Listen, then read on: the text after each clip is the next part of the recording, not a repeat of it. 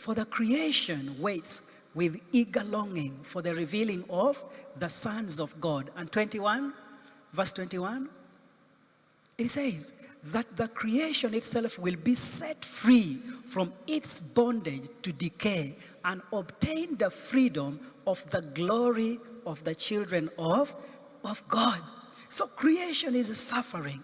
God has positioned us in this world as stewards, but because we have lost touch with Him, the source of life, the source of light, we are mishandling the things that He has actually given us here under the sun for our own good. We have failed in our stewardship of God's creation. How do you use the position that you have in that office? How do you use the resources that God has given you? How do you use the power that you have in your hand? Sin makes us to misuse all those privileges that God has given us. And therefore, this is why the world needs light. Tell your neighbor, the world needs light. Hallelujah. God, in His loving kindness, He knew the kind of darkness that had covered the world, especially when sin came into play. We all know what happened in the Garden of Eden. Before the fall of man, everything was okay. The life in the Garden of Eden was shalom, a perfect life without any darkness at all. But sin came and covered, the world. But God, in His love, He raised up the nation of Israel, whom He desired that through Israel, the entire world would embrace His light and turn back to Him.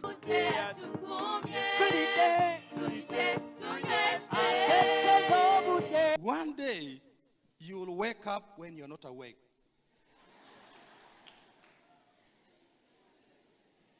Every time, let me tell you, every time you sleep, the chances of you waking up or not waking up are 50%.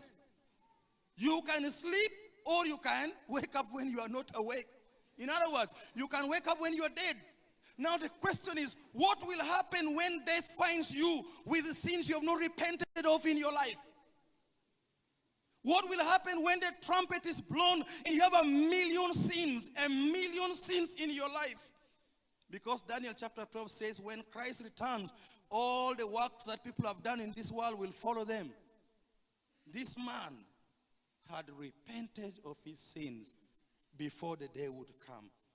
And I want to implore you this morning to think about this thing called holiness. Be intentional about your salvation.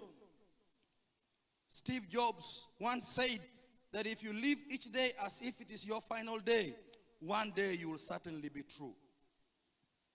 If you knew that Christ was coming at midday today, how would you live your life?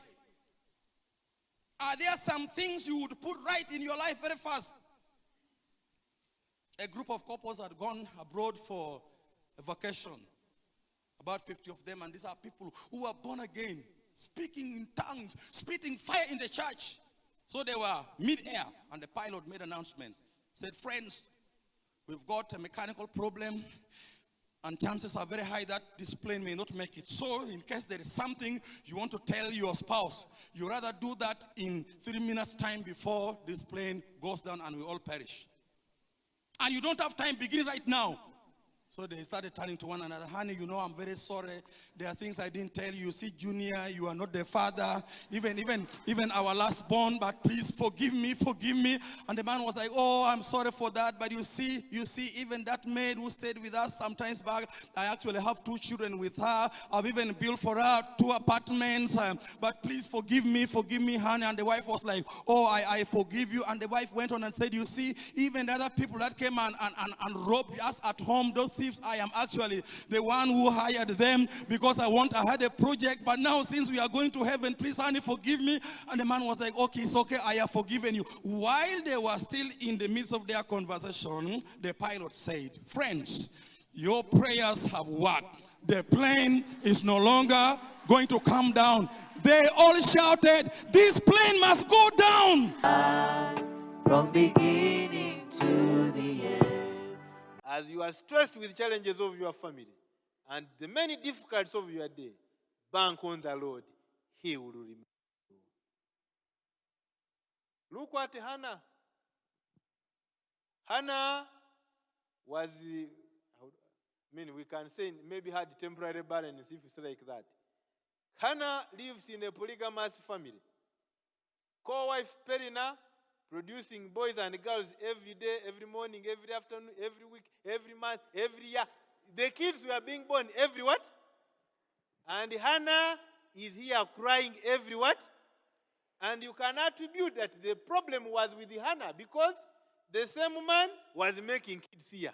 The same man could not make kids here. So it means the man was fertile, Penina was fertile, Hannah must answer for her own what? She cried and cried and cried beyond measure. When the Lord heard her prayer, because she did not give up with the Lord, she produced a son called Samuel. And now Samuel is recorded in the Bible. The children of Perina are not recorded anywhere. The Lord who gives etc. time, after you have lost first half, you have lost second half, in etc. time, you can score and win.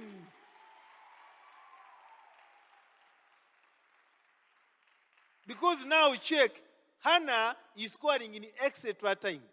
And now in extra time, the goal is now recorded.